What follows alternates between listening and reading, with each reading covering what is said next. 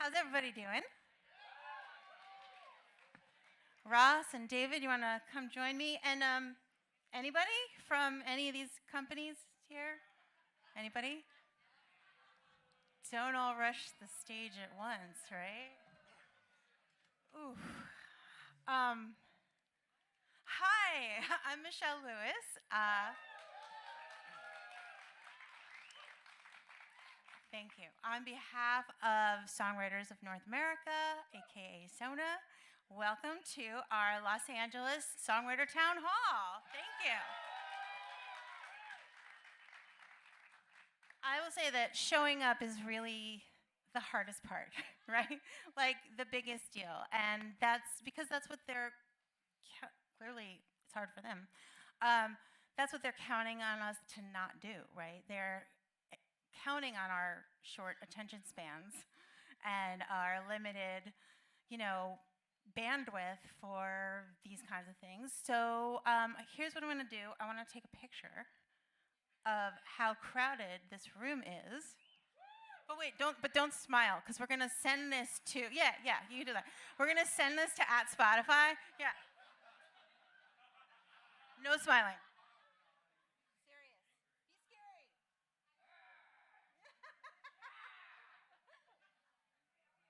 I'm terrified. No, that was terrifying. Genuinely terrifying. Okay.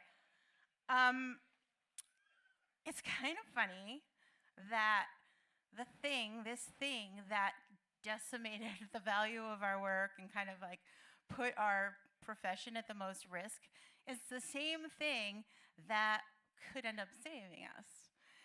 This has become a tool for advocacy, for amplifying our voices, and really for organizing. I mean, over last summer, I was recovering from this random illness, and I was sort of stuck in my house in yoga pants at my living room table on my laptop, and I basically kind of commandeered a music army of songwriters, artists, producers, publishers, music attorneys, managers, through an email list with all these basically every time a company would try to block our path, or a senator needed to be convinced or educated or something like that, we would basically have this arsenal of really mean tweets kind of ready to go. Actually, matter of fact, Kay Hanley, where's Kay? There's Kay. She's the co-executive director of SONA, and she has this thing that basically is never underestimate the power of a mean tweet, particularly if it's true. Because they are really thin-skinned to them, turns out. And so through all these sort of pointed tweets at senator by senator and fight by fight, state by state, we kind of everybody in this room who was involved took each thing down. It was fucking awesome. So who in here actually tweeted at a senator by just clap? Nice. And who called? Who actually called? Yeah. So really, thank you, because you are responsible for pulling our profession into the future. Really, that through this thing, we were able to make a real change in our industry, and we were able to get the NMPA passed. Right? And one of the other lessons we learned from this was how important unanimity is and consensus.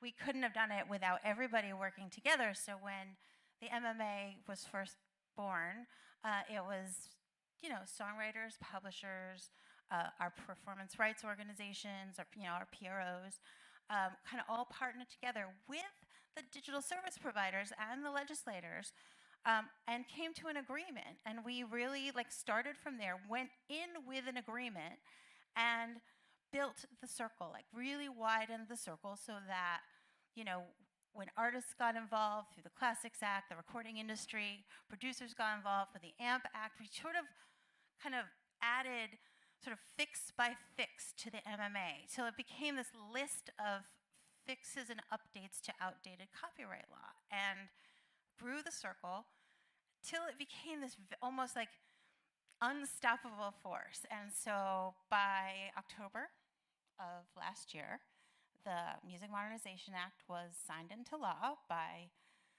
that's another story, by the president. And so it is now the law of the land. And let's keep going. Because look, you're all here. This is amazing. We need to like keep this momentum going. That's the main part, is like all of us working together, partnering, linking arms, being giving a little to get a little. That's sort of how this whole thing worked.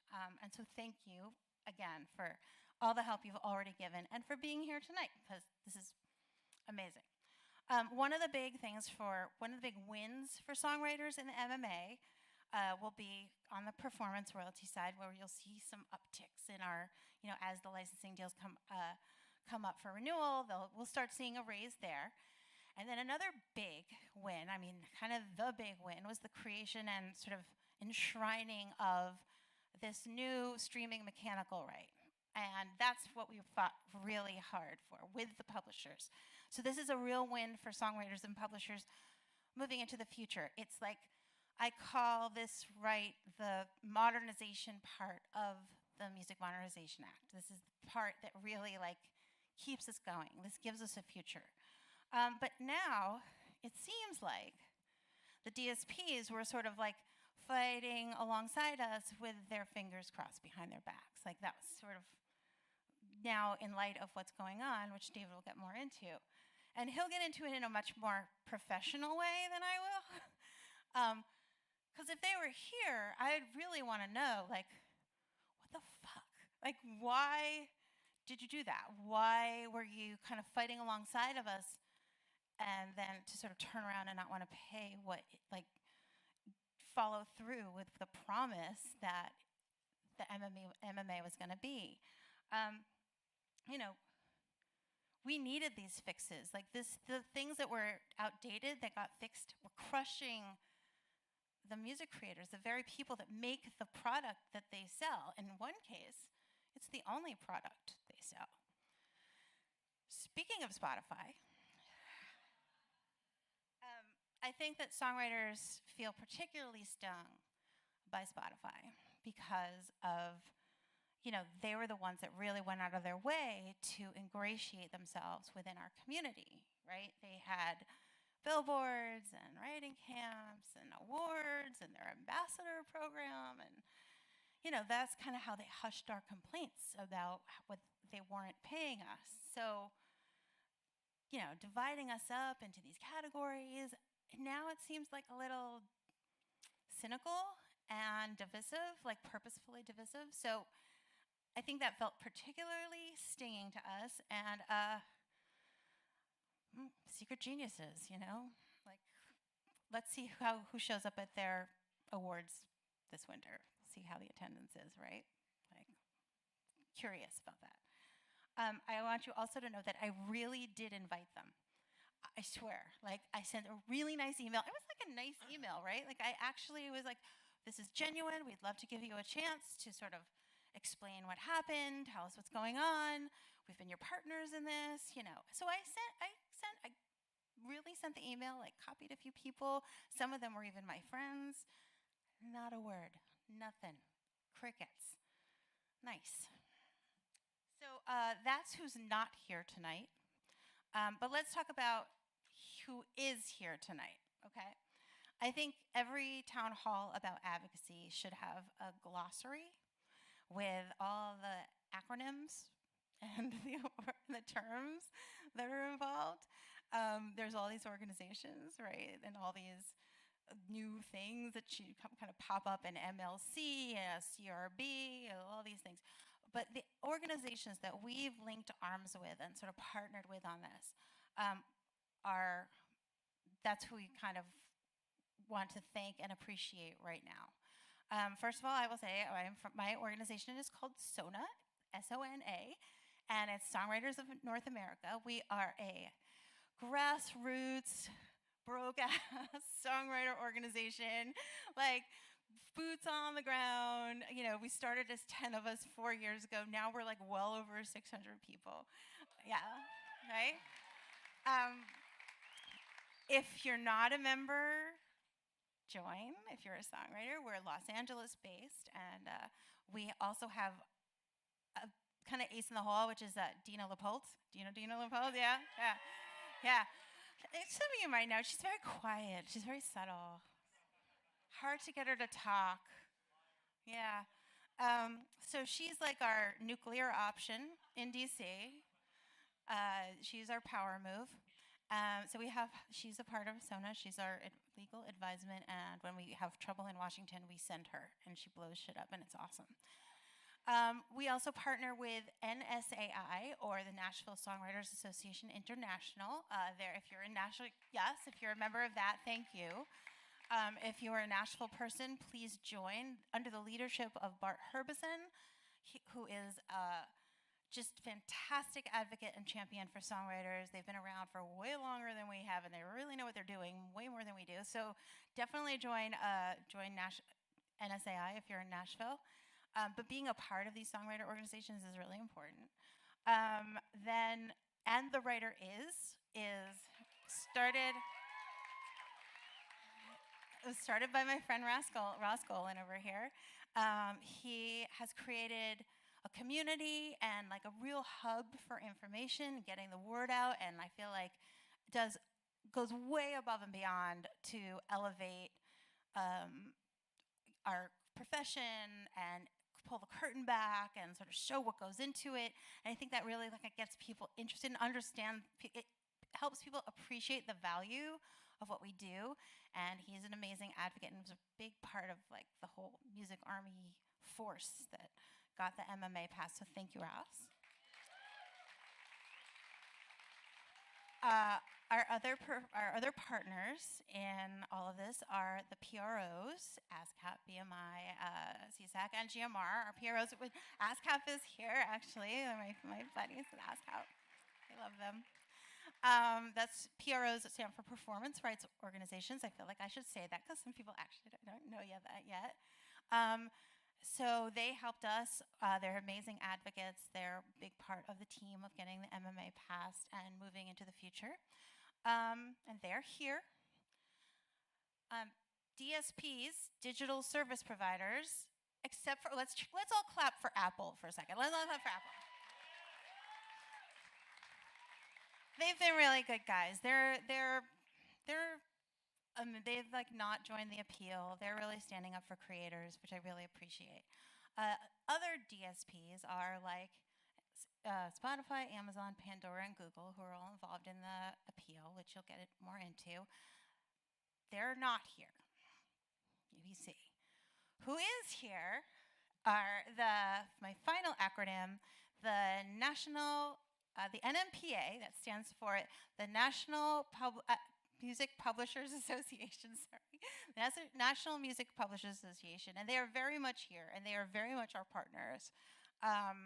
They've been fighting alongside of us, sometimes with us, but we always work it out, and they never back down from a fight, particularly under the leadership of their president, David Israelite.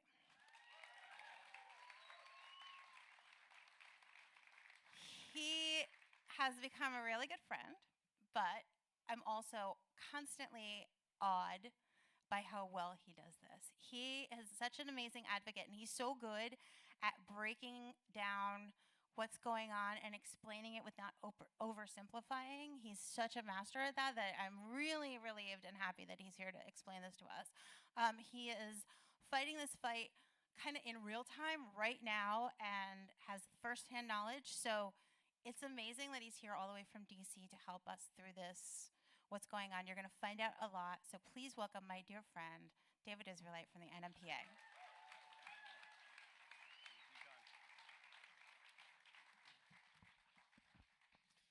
Thank you so much, Michelle. You're far too kind. And it's incredible that SONA has been in existence now for just 4 years. And what you've accomplished in those 4 years, you and your entire leadership team, is simply amazing. And so I really applaud everything that you've done. I also just have to recognize someone here who I consider to be the most important songwriter advocate on the planet. He has been an absolute champion for writers and is someone that I consider not just a friend, but really a mentor and a leader, and that's Paul Williams, who's here from ASCAP.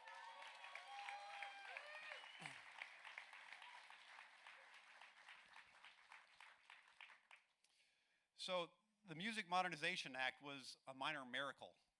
For any of you that watch anything that goes on in Washington, D.C., the idea that Congress agreed on something unanimously is just shocking, especially when it comes to copyright, to music, but it happened.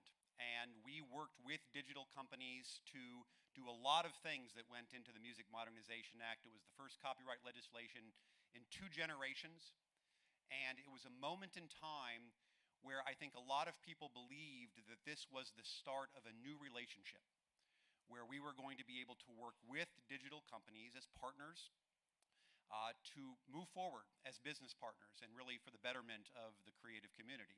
And the Music Modernization Act did that. It's got a lot of great things in it that are going to benefit both songwriters, artists, labels, publishers, producers, and digital companies.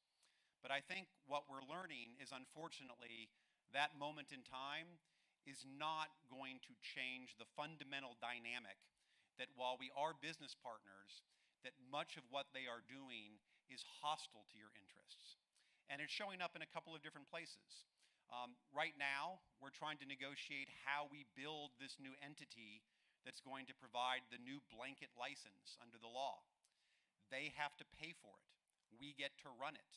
And now that the law is passed, we are in a fight because they don't want to pay for it properly.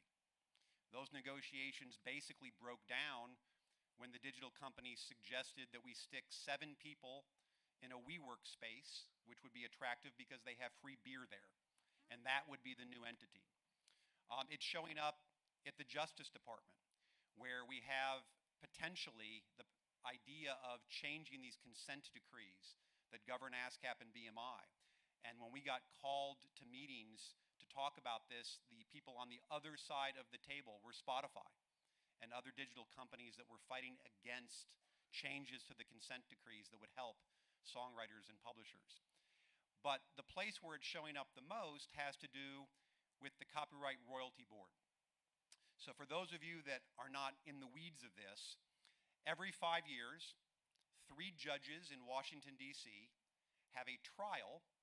On one side of the courtroom are publishers and songwriters. On the other side of the courtroom are these companies. And after a long-fought, many witnesses, expert trial, they come up with a decision about what digital companies should pay songwriters. And we did that in 2017. And at the end of 2017, the trial was over. And in January of 2018, the 3-judge panel came out with their decision. And their decision was to raise rates for songwriters by over 44% over the next 5-year period. It was a tremendous victory. It was only the second meaningful increase in songwriter rates in 110 years.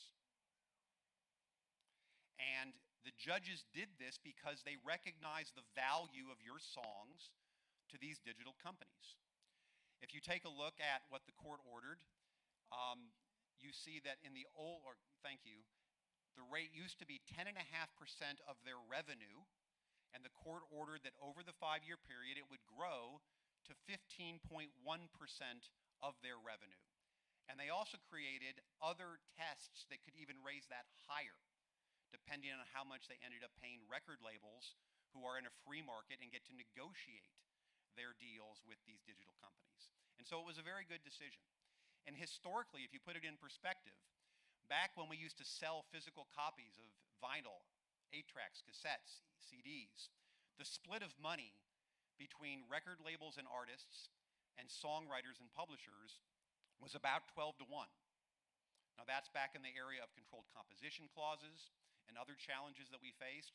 You move to the download world where controlled composition clauses no longer could deduct from your rate, and that split was still about 9 to 1. This decision brought us to a place of where songwriters and publishers we're getting a comparative value against the labels and artists who get to negotiate their deals of just 3.8 to 1, which means the money was being divided more fairly, more evenly, more appropriately than any time in the history of the music industry. This was a big win. But what happened was, on the last possible day, at the end of the day, 4 of the 5 companies that were parties to that trial decided that they were going to appeal that decision and fight the decision. Now, I want to be very clear. I'm not here to bash these companies. I'm not here to call them names. They are necessary for our industry. They are our business partners. But when they put out an explanation of why they were appealing the case, because a lot of songwriters and publishers reacted in a very negative way when they decided to appeal, especially, as Michelle mentioned, because we had just worked together to pass the Music Modernization Act. Spotify put out a blog that was intended for songwriters. And in that blog, they attempted to explain why they were appealing the decision. And what they were trying to tell you was so infuriating to me that I felt that we needed to respond, not by calling them names, but by actually explaining the issues, because what I have found is that songwriters want to know what's going on in these issues, and they can understand exactly what's going on with their businesses. And so we're going to get into exactly what's going on. In this blog they put out, they made 5 basic points. I'm going to read you verbatim their argument, and then I'm going to explain the truth. First point. They ask themselves, by the way, questions, and then they answer their own questions. That was the style of the blog they put out. So Spotify wrote, is Spotify suing songwriters? No. Spotify is not suing songwriters. Spotify, Amazon, Google, and Pandora have each individually appealed the CRB outcome. The NMPA, or NMPA, also filed an appeal. An appeal is the only avenue for anyone to clarify elements of the CRB ruling. Now let's unpack that. It is true that NMPA also appealed, but they are deceiving you, because the only reason NMPA appealed is because we had to after they appealed. We told them that if they didn't appeal, we were not going to appeal, and we weren't planning to. We only technically filed an appeal because we had to put on a response case when we get to the appellate trial. So to suggest that, well, everybody's appealing, therefore we're all equally culpable, is to try to deceive you. The second point, with the language of, to clarify elements of the CRB ruling. They're not trying to clarify anything. They're trying to change the outcome, and we'll explain why. Second point that Spotify makes.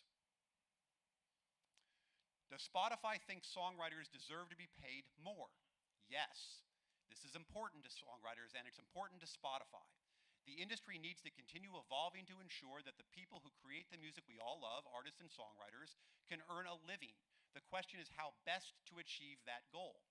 Now, when we were at that trial, Spotify had an opportunity to put on a case. They could have proposed any rate structure they wanted. And so if they believed that songwriters deserved more, but just in a different way, they could have proposed that. That's not what they did. Spotify proposed at this trial to cut the rates that existed when we went into the trial. The next slide will give you a very interesting proposal to look at this. Spotify was paying you about 12.5% of their revenue in 2017. Take an average songwriter who maybe was earning $30,000 from interactive streaming. What the decision calls for is an increase in that to 15.1%. In real dollars, that means that that songwriter who was making $30,000 would now be making $36,240. What Spotify proposed in their case, which could have been anything they wanted to propose, was to cut the old rate down to the 10.5%, which means that songwriter would take a hit down to $25,200. So how they can suggest that they believe you should get more but just not in the way the court proposed is to deny what they proposed the court do, which was to cut the old rate, not just keep it flat, but to take it lower. That's what Spotify proposed. Third point, do you support the CRB rates? Spotify's answer, we are supportive of U.S. effective rates rising to 15% between now and 2022, provided they cover the right scope of publishing. But the CRB's 15% rate doesn't account for all these rights. For example, it doesn't consider the cost of rights for videos and lyrics. They're right about that. The CRB decision doesn't account for videos and lyrics, and there's a reason why. Videos and lyrics are not part of the compulsory license law. The CRB court can't give a rate for lyrics and for video because you get to negotiate those rights in a free market. So for example, when Apple wants to offer a service that has lyrics and has videos, what Apple did was take the old rate of 10.5% and say, we're going to pay extra for video and lyrics, which is why Apple was paying about 13.5% instead of the statutory rate of 10.5%. So now when the court says that your reproduction rights alone are worth 15.1%, that means that if you want to also offer video and lyrics, you should be getting paid somewhere in the neighborhood of 18 to 19% of revenue. So Spotify wants to try to trick you by suggesting they support the 15% rate, but what they're actually saying is only if you add in rights that the court doesn't have any authority to include in their decision. Completely disingenuous. Next, so why is Spotify appealing? The CRB rate structure is complex and there were significant flaws in how it was set. A key area of focus in our appeal will be the fact that the CRB's decision makes it very difficult for music services to offer bundles of music and non-music offerings. This will hurt consumers who will lose access to them. These bundles are key to attracting first-time music subscribers so we can all keep growing the revenue pie for everyone. This is very simple. I think that they're counting on you not understanding what the court decision said about bundles, but we can make it very simple. Take a bundle of a Spotify subscription with any non-music product, in this example, a gym membership.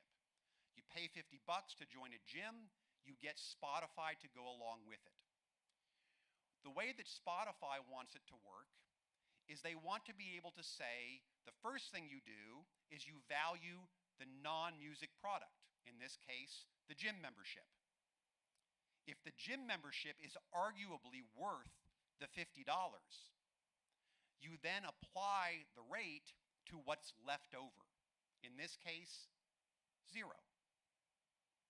What the court ordered is that you must value the music product separately even when you bundle it with something else. So in this example, if Spotify is selling a subscription for $10 alone, and you bundle it with a gym membership all in for $50, you have to break out the music service, value it at $10, and apply the rate to that $10. What Spotify and Amazon want to do is offer their products as part of other offerings where they are able to then effectively apply the rate to a balance of 0. It is an indefensible position. My guess is they wouldn't dare come on this stage and try to defend what they're doing with bundles. But that's what the issue about bundles is all about. Finally, so what's the right way to split the pie? Music services, artists, songwriters, and other rights holders share the same revenue stream, and it's natural for everyone to want a bigger piece of that pie. But that cannot come at the expense of continuing to grow the industry via streaming. The CRB judges set the new publishing rates by assuming that record labels would react by reducing their licensing rates, but their assumption is incorrect. However, we are willing to support an increase in songwriter royalty provided the license encompasses the right scope of publishing rights. What they write here, and I don't use this term lightly, is just a lie. The court actually said the opposite in a footnote that we have now put out publicly from the decision. The court did not assume that record labels would reduce their rate to compensate for what the publishers get, but there's a very simple solution. Put us in the same spot as record labels and artists and let us negotiate the value of our copyright with a Spotify. That would solve this problem, but Spotify opposes that. And of course, we don't have that right. This idea that somehow this is a tension between labels and publishers or artists and songwriters is a diversionary tactic. It's not. The value of your songs is valued independently by this court, and that's what they have to pay you. What Spotify and record labels do between them is in a free market. That can work itself out. If we could be in a free market, we would be part of that equation, but we're not. But to suggest that somehow the court raised your rates assuming that labels would take less is simply not true. So that's the substance of what Spotify put out about this CRB appeal, and I'm trying to give you the truth. Now, this is a legal process that's going to play out. NMPA is going to fight this appeal with everything we have, and I expect we're going to win. The reason why we're doing these town halls and the reason why you see so many songwriters speaking out is because we believe it's important that everyone understand what this is about. It's not just simply in a backroom court, but rather this is a relationship question. And if digital services want to try to cut your rates, not only do they have to go to court to try to do it, they have to face you if they want to try to do that, which is why we're calling them out in this way with town halls like this.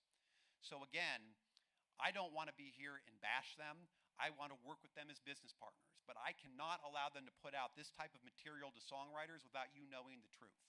And for those of you that have relationships with these companies, ask these questions. Take them. We'll provide these slides to anyone who would like a copy. Take them to who you know in the digital companies and ask them to explain any one of these points that Spotify has made. Because I think, quite honestly, what they're trying to spin to you is indefensible. This is a simple equation for them. They want to pay you less. They are going to court in the hope that the court will overturn a 2-year trial and a decision by a 3-judge panel that has suggested that you deserve a pay increase for only the second time in 110 years. And so that's why we're here. I want to thank you all for caring enough to come to an event like this. We're going to answer questions at the end, but I want to make sure that Ross has enough time to speak as well. So thanks so much for being here for this.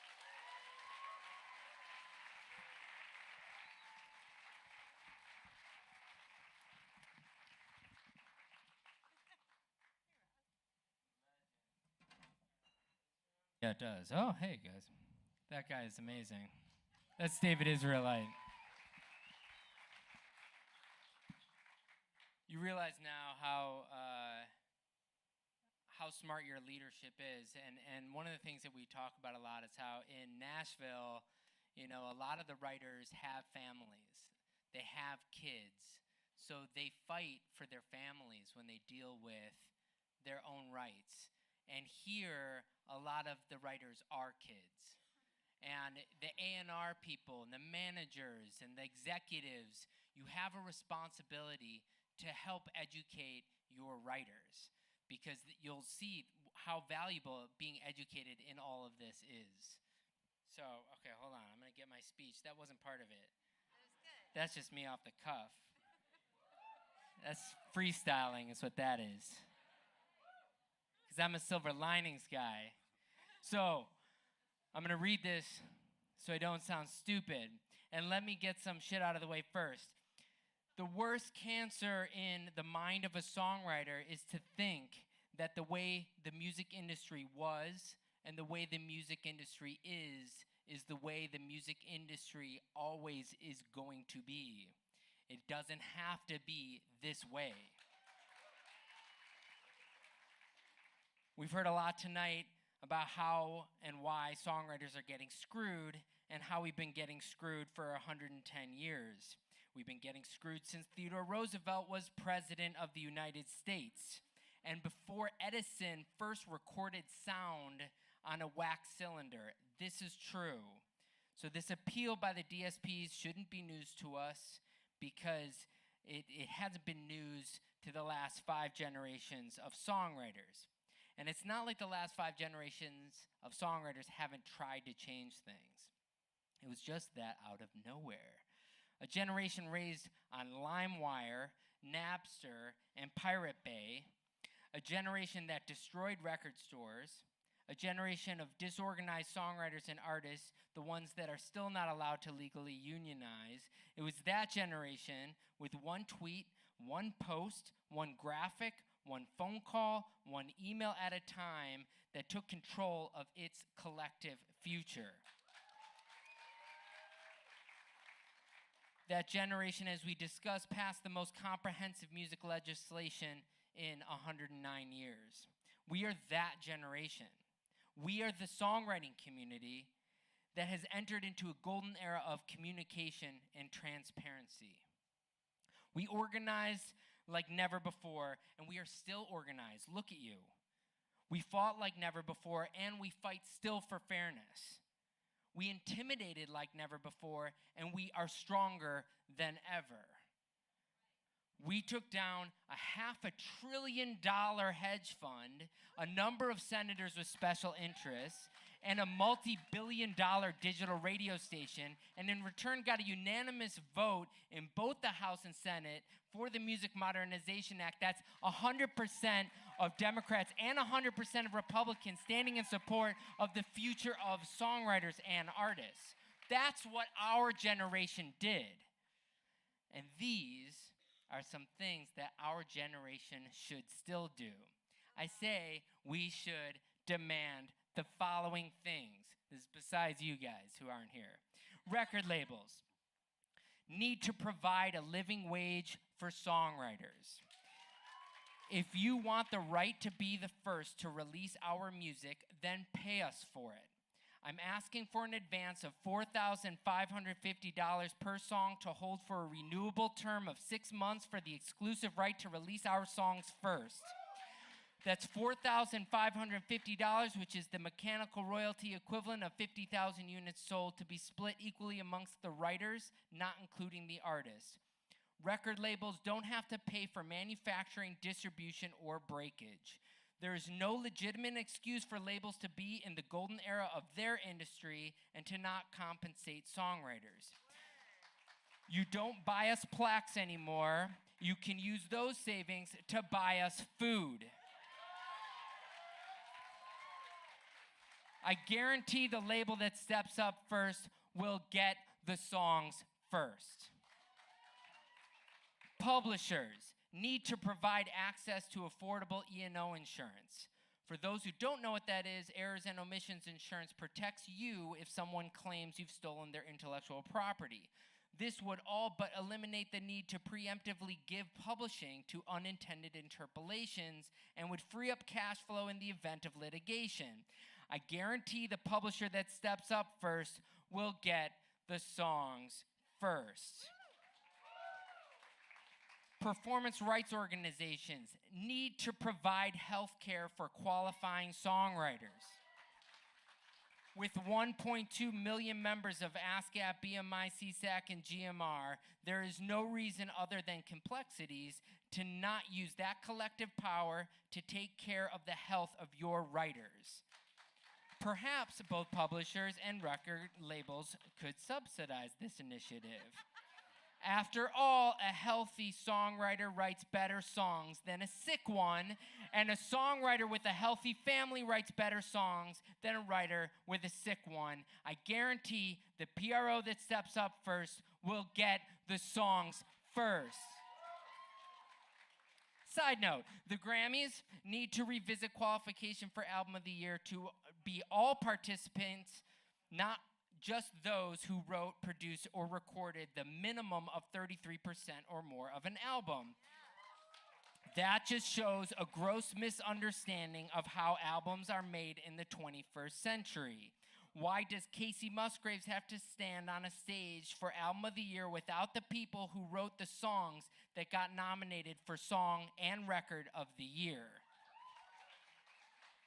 You know, when we fought to get songwriters added to Album of the Year, a NARIS member said, this is true, he said, "What next, caterers?"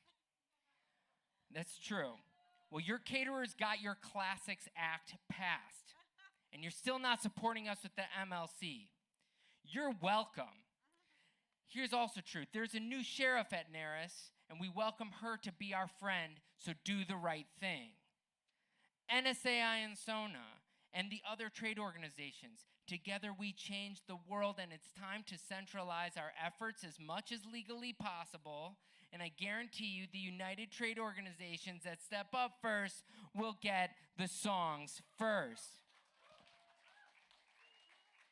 Now, before I end tonight, I don't want to just complain about injustices in our industry. I don't want to lose sight of what a songwriter's goal is.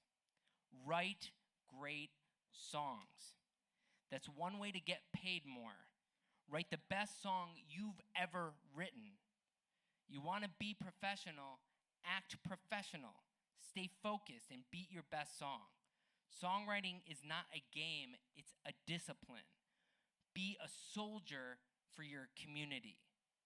Because as I said in October when the MMA passed, we are not ASCAP or BMI or CSAC.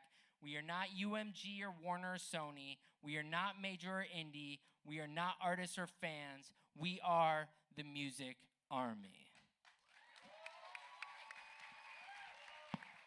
Boom.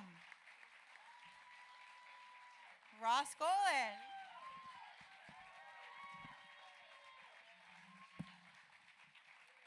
I think we should bust out into a song or some shit. We have, what time is it? Yeah, we have like 15 minutes. We could take questions.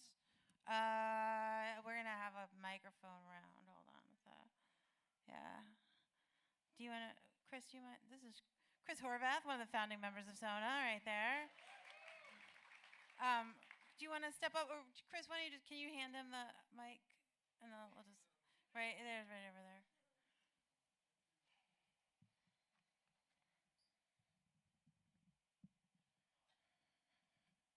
Check 2, 1, 2. Hey, would you guys, thanks for being here, this is great. Would you guys mind explaining the consent decree? Sure. No, Dave can probably do it better. I wrote a song about it, actually. Did you? I did, yeah. Consent decrees, No, consent decrees. No, it goes, Why do you hold us down? actually, wait, it really does exist. It goes 0.002208 of a penny's what a songwriter makes.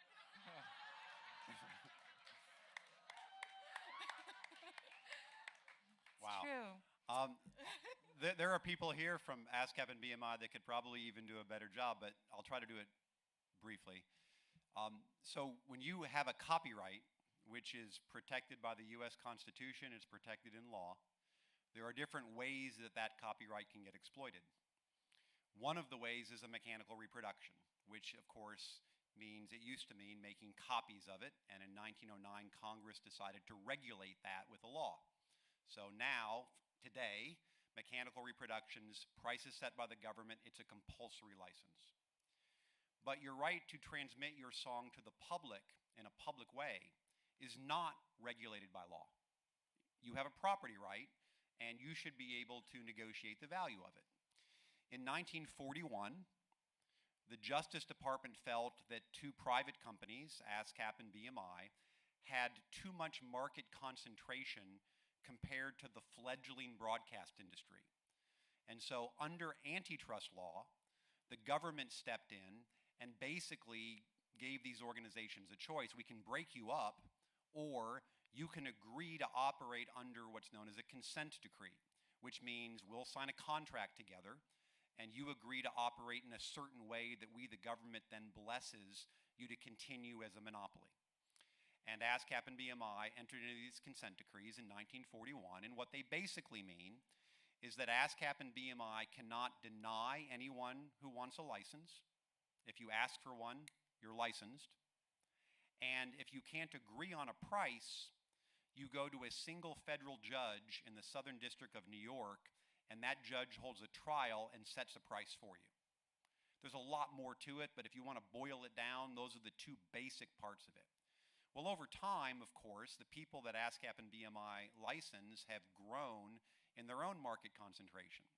So that today, ASCAP and BMI are licensing industries that have much more concentration than they do, but yet these industries are protected by antitrust law against these two companies. And ASCAP and BMI provide a tremendous service.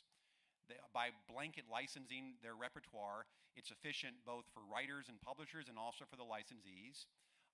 They fight like hell to get you the best possible rates that they can, but they do it with rules that are unfair to them because they don't get to negotiate in a free market the value of the copyrights that they are licensing with someone who wants to pay for them. And so because of that, there's been a lot of talk about changes to the consent decrees.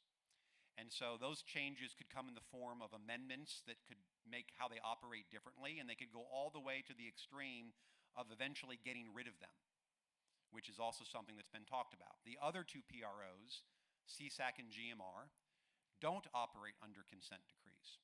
So when you want a license from those organizations, they do get to negotiate collectively in a free market, whereas ASCAP and BMI can't. And so that's what a consent decree is. They've never really meant to be around for as long as these have been around for. Most consent decrees are for a limited period of time and then they go away. But the ones that govern ASCAP and BMI never end, which is why ASCAP and BMI and NMPA are all engaging with the Justice Department to try to get some meaningful changes that would be better for those organizations. And they do a great job now, but they need to play under rules that are more fair to them. Yeah, the word saloon is literally in the ASCAP consent decree. That's actually true.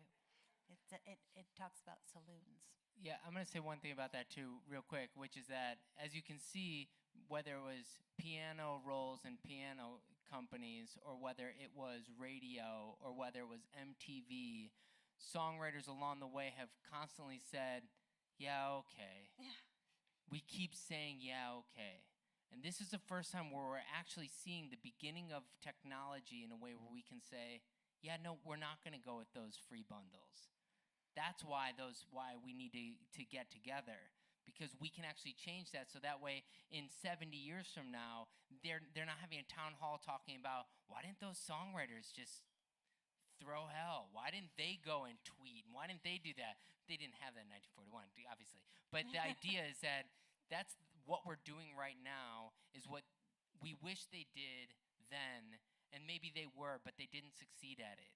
And so this is why it's so important for you to stand up and continue to fight, even though it's hard to get your co-writers and to get your co-producers and your A&R people or your writers to pay attention. You need to pay attention now, because your grandkids are going to look back and judge you with how you acted today. Thank you. What is the biggest threat to the MMA being reversed? Oh, that's a good question. Well, you know that probably from what you're seeing in the hill right now, on the hill right now, right? With the, Yes, well, I mean, the MMA is not going to get reversed. It's the law of the land. And there are several parts to it, many of which are just now settled. So, for example, the next time we go to one of these CRB trials, the rules are different in our favor. The next time ASCAP and BMI go to a rate trial, the rules are better in their favor. If you're an artist with pre-1972 copyrights, the law is now crystal clear that you have to get paid for those by satellite radio. Lots about it is settled. The one part that is ongoing is we are still in the process of building this new licensing structure, which has to become effective on January 1st, 2021. And while nothing's going to get reversed, there's a lot of work to do to make sure it works right. We're building a database, which they pay for, but we run. It'll be a public, transparent, the first ever database. You're going to now get 100% of your royalties passed through with no commission taken off the top, because they're paying for it, which is amazing. We're going to have an audit right, and we're going to have to do a better job than they did of matching the songs that they play with the owners of the songs. Because right now, the reason we had a problem with this bill is because they weren't doing a very good job of it. And now it's going to be our responsibility to do a better job. So there's a lot of work to do, but it won't be reversed. It's the law.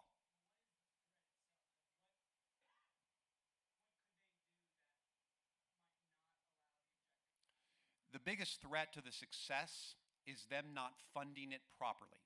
And so we had hoped we would be able to get together and negotiate that funding out.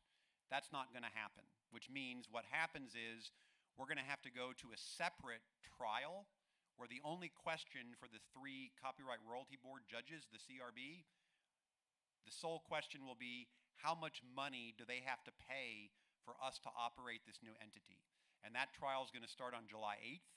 It's going to last a year.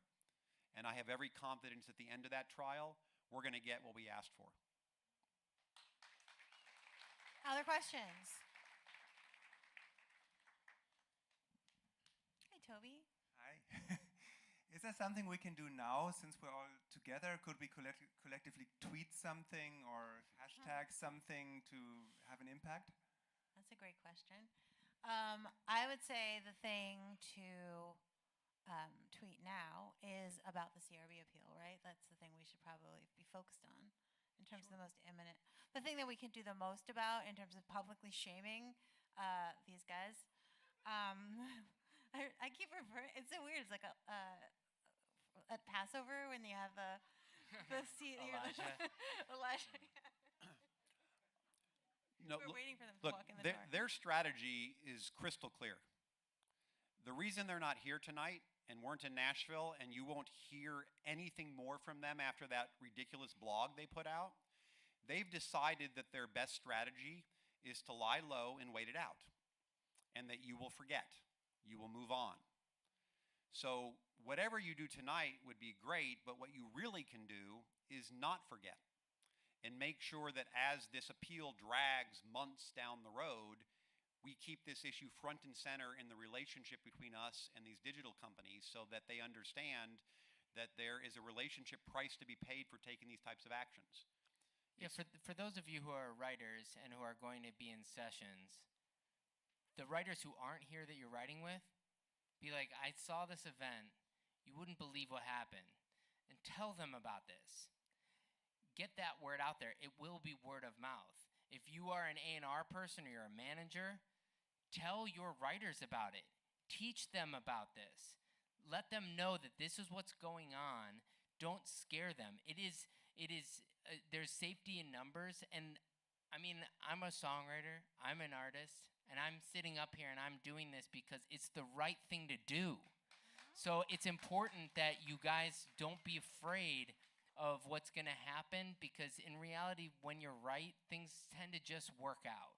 It's what happened with the whole MMA. Every time one of these guys came up and said some bullshit, we came out and said, it's bullshit, and they stopped. So don't be afraid to say, if you want to tweet and be like, Spotify, where were you? Yeah. At Secret Genius, where were you? Hey, at Secret Geniuses, why weren't you at this event? Why aren't you, a lot of people signed the letter that the Secret Geniuses, that put out, the not so secret geniuses. Ask the ones that didn't sign it why they didn't sign it.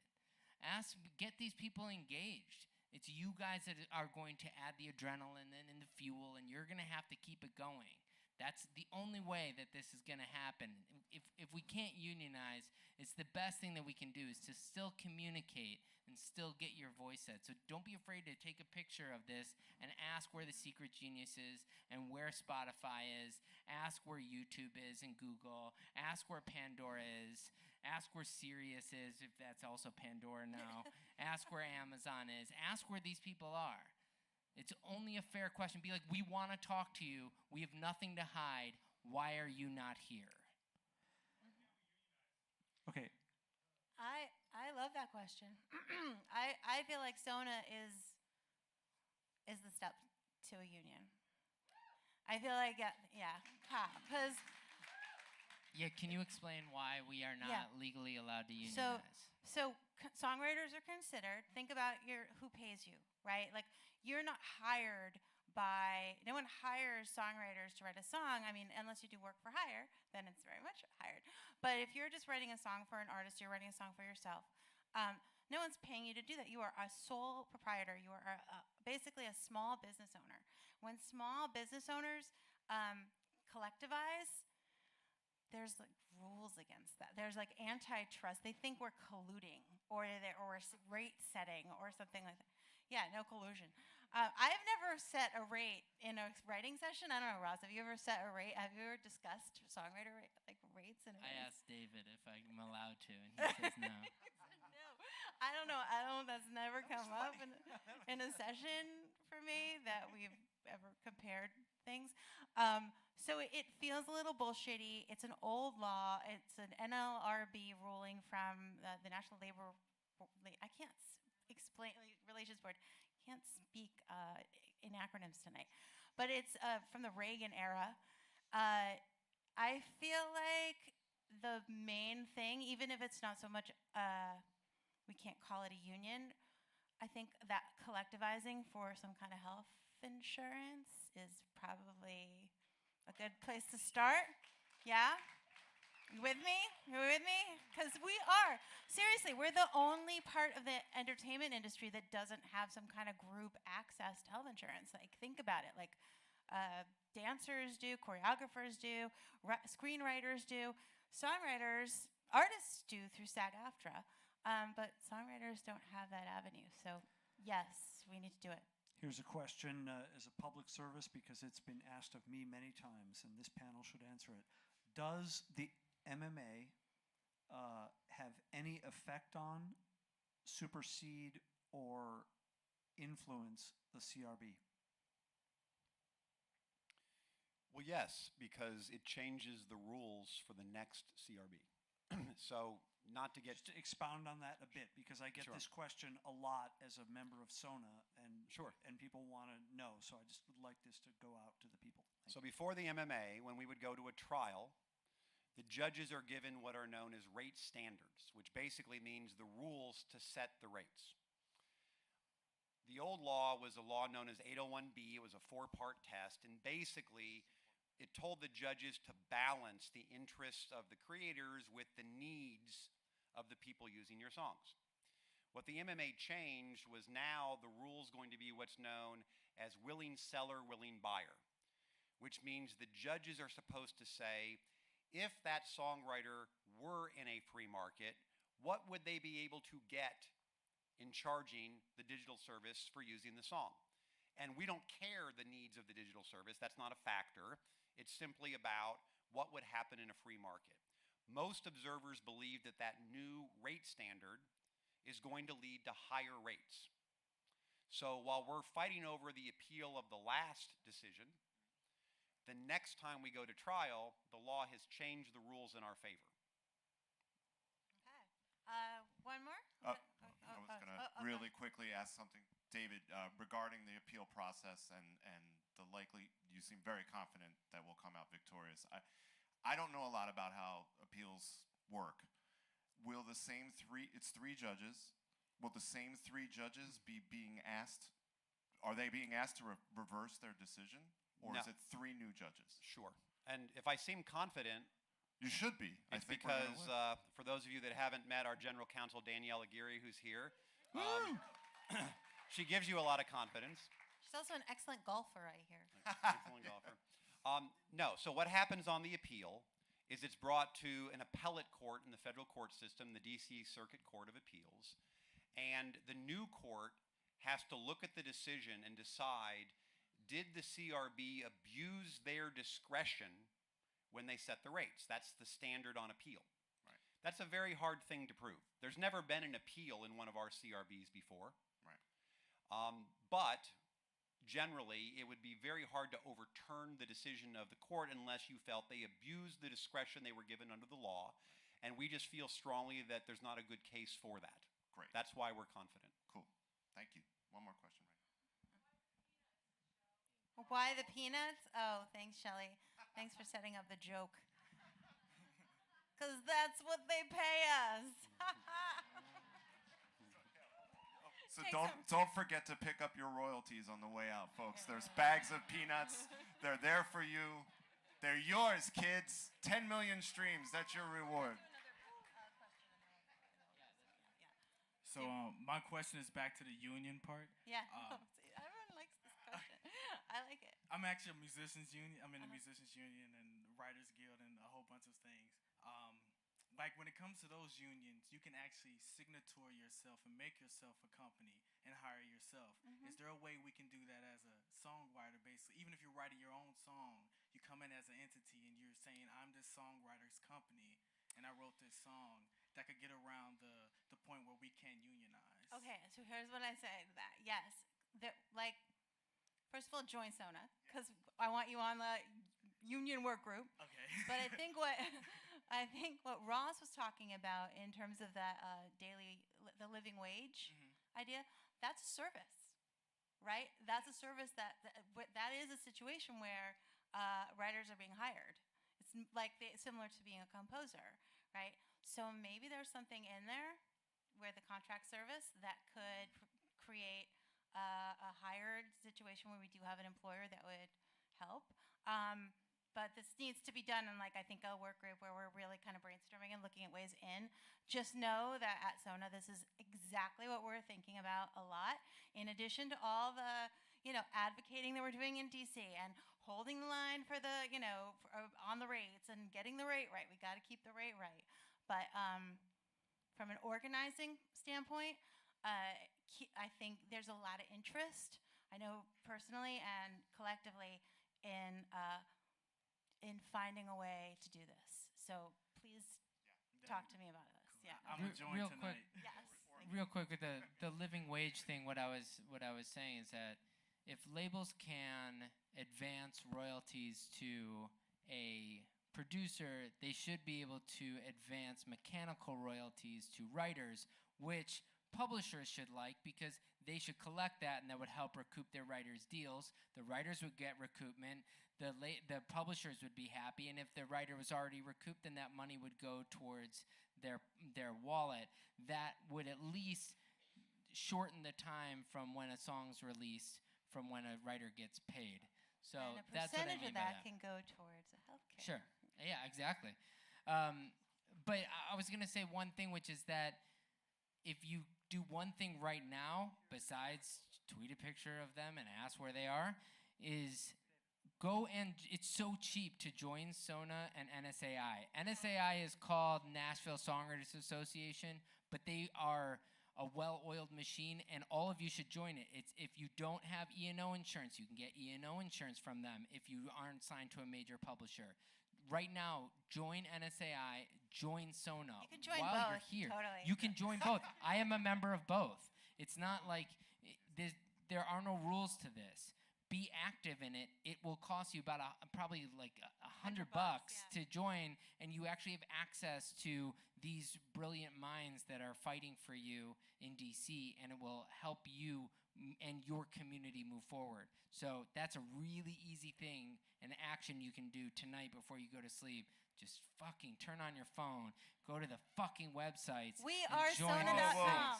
Yeah, we are Sona. Ross, work in blue, my man. Work in Yeah. blue. I'm angry. Any more questions, guys? I'm looking around. Anybody? I saw a gentleman with a hat. Yeah, Oh. Damon. Who? Damon over there. Okay. Hello. I'm coming. Andrew, do I look good? Me out of all the people. I was pointing at Damon, but Yeah, that's good. Oh wow. Okay. This is like I've had 2 drinks, so it might come out awkward. But I just want to say that Ross's effort for the past 2 years between And the Writer Is and everything that you're doing, kind of drunk, but not really, is so unbelievably inspiring because I feel like you are stepping out of the mold and doing what you said earlier, like doing the right thing is always the highest truth and the most honorable thing you could do. And I feel like our industry has been built on so many things that are cool based and I don't know why my voice is shaking. You are amazing. You really are amazing. Thank you. Yay, And Rossi. what you are doing and what you what you're emblematic of in our generation is I feel like there has to be a tremendous reward for that for you because it feels like the off-beaten path that probably many of your peers are not on, and I have looked to you since I moved to LA a year ago as a beam of light, and I Thank you. really hope. Yeah, I Appreciate know everybody agrees with me, and it's really amazing. So thank you. Be That's like all. Ross. You're welcome. All right. Well, who was the other? Oh, sorry about that.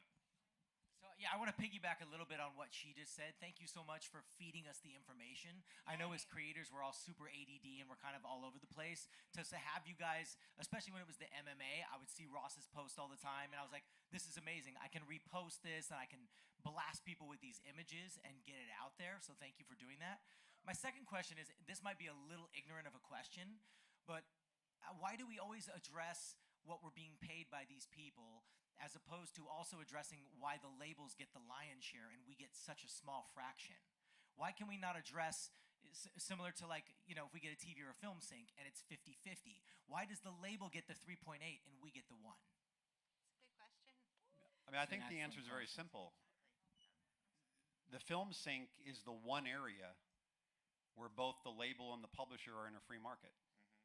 No consent decree, no compulsory license, either one can say no. And the money is split 50-50. The problem we have in getting a fair rate, though, I don't blame the labels or the artists. They're doing what all natural actors would do in a free market. They're trying to negotiate the highest price for themselves, which is what they should be doing. Our problem is how the rules are set for us, because if we were all in a free market, you would see that balanced out in a very different way. And quite honestly, what the tech companies are doing, a lot of them are using your songs for other commercial purposes. I mean, Amazon is selling Prime memberships and Echo devices using music. Google is selling everything using music. Apple is selling devices using music. And so to look at the economics of their music store is short-sighted, because they get tremendous value from your songs beyond the $10 a month subscription that a consumer pays, because that consumer gets sucked into their ecosystem for other commercial transactions. If we were in a free market, we would be negotiating that type of deal. So focusing on the compulsory license, the consent decree, is designed to get us to a place like the synchronization where we're both in a free market. Well, all right. Thank you. So that's going to be it for questions, right? Yeah. Okay. Thanks, guys. I just want to say thank you so much to David Israelite, so much to Ross Gollin, Charlotte Selmeyer's in the back. Thank you from NMPA. Thank you guys so much for coming. Join Sona. I have to thank Brendan Okrent for putting this together. Thank you so much. And the Sona board, you'll see us with like our little Sona pins on. Come say hi. Come join Sona. And thank you so much for being here.